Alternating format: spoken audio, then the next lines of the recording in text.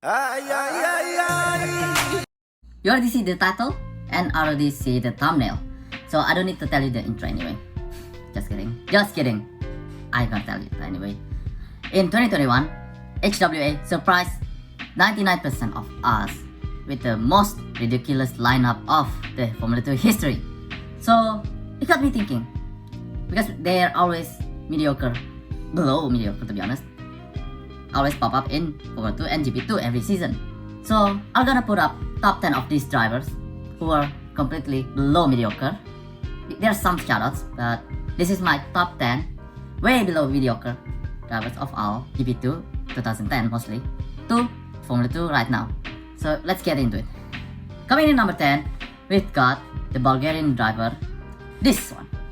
Yes, I don't want to butcher it. Okay, I'm gonna butcher it. Vladimir Arabatchev. Maybe? According to Google, Владимир Арабаджиев. there you go. Alright, so his history before GP2, he was competing in International Formula Masters in 2009.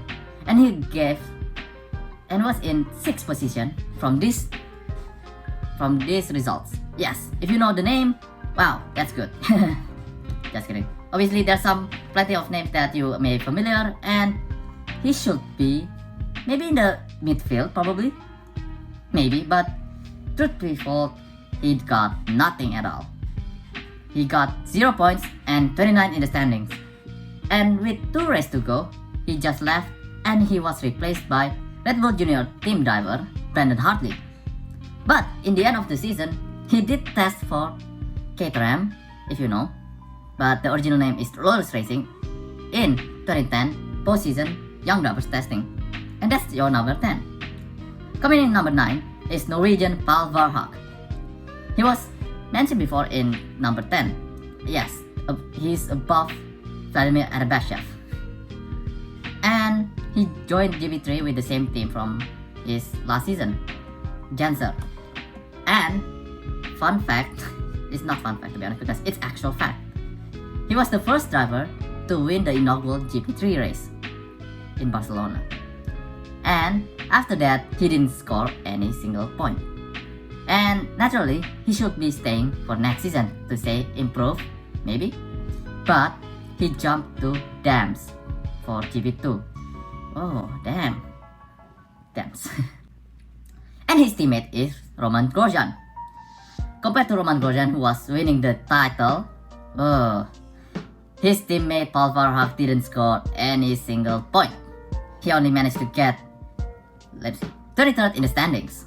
Then, the next season, he moved to AutoGP, the predecessor of Boss GP. He was runner-up on that season. And the next season, he joined GP2 again with Hilmer Motorsport, but he only managed to race for 2 rounds and didn't get single point again. And the next season, he joined GP3 again with Janser, and he just stayed in the middle pecking order. Oh, poor him, to be honest. Coming in number 8, we've got Filipino Switzerland driver Mount Stalkinger. Before GP2, he did GP3 for 2 seasons, and Formula Renault 3.5 for 2 seasons as well. And was with Lotus Junior driver as well. He did bad in his first season, but he always get not bad in his second season. But in his GP2, he was completely crap as usual. With no points and 26 in the standings. And also, he loses to teammate Richie Stanaway, with 10th position in his standings. Right now, what is even he doing right now? Mount Stalkinger is a racing commentator with Fox Sports Asia for Formula 1, and also a superstar in the Philippines, as you know. Coming in number 7 is the recently new backmarker, GM Samaya. In 2018, he did manage to get 6th positions in the standings on Euroformula Open. And in 2019, he did some couple races, but he didn't complete a full season in Euroformula as well. But in 2020, he just popped there in campus lineup with Jack Aitken to surprise so many of us, to be honest. And he did, as usual, in the back of the grid. You already know the story, you already seen it, you already watch it, you already observe it. So I just got put the numbers, to be honest. He's in the back time, and he was 24th on the standings, and he was above Rolf Boschung and Theo Porcher. Shock! Obviously, because he did 2 races and 1 races. But this season, he could be in Formula 2 as well with Cherus, as the rumor says it. So there's gonna be more backmarkers after this. As for now, he's gonna be on number 7. In number 6, we've got Victor Guerin, another Brazilian. Before entering GP2, he did Formula Abort and Italian Formula 3 in Europe, and some races in Brazil. In 2012, his program was GP, but after that, he joined GP2 and skipped 3 races. And according to my script, he's one of those low mediocre Brazilians who waste money in Europe and did get nothing at all, to be honest. And he was 30th in the standings. 30th in the standings with no points. Oh god, how with these drivers? With this, how did they come with it? Now we're coming in top 5 finally. Top 5 is Jake Rosenweig. Oh god. You know, to be honest, he always gets the best teams in this season. He's almost like Sean Glyle, to be honest, because he always gets the best teams, but he failed. But the thing is, Sean Glyle did well. He managed to get some podiums at least. Oh god, he's the worst than Sean Glyle. God. If you see this list on Wikipedia, alright, you already know the team. And that is Carlin, Fortek. And he joined as well as Carlin again in Formula Renault, ISR, and also Mofas Racing. Those teams were packing good, to be honest. And he joined and he did butchering as well. But he joined RX for the next 2 rounds in 2012 in GP2 and didn't score anything, obviously, and claimed 32th place in the standings. Then he joined the same team and he did the same. Nothing. And he got 28th in the standings. At least it's better-ish. But he losing to Rio Haryanto. 22 points. He lost to Rio Haryanto, who was in a bad form of his life. God. Speaking of Rio Haryanto, he's number 4. His compatriot, Pilofas Arman. Oh god. He's Indonesian. Yes, obviously. He was awful to the beginning, since before coming to GP2. And he did Formula Renault 3.5 in 2015 on some races. But suddenly he joined GP2 with Trident. And you know, he didn't score any points as usual and only get 24 points. Losing to Giotto, he was the GP3 rookie at that time with in 2015 losing to Ocon, as I believe. Yes, he was lose to Ocon at that time. And by 111 points. Oh god. I don't know how this guy get backing from Ricardo Glyle and the government. Oh Jesus. Why didn't our government pay Rio Haryanto the seat? Why Ricardo Glyle didn't help him? Oh my god.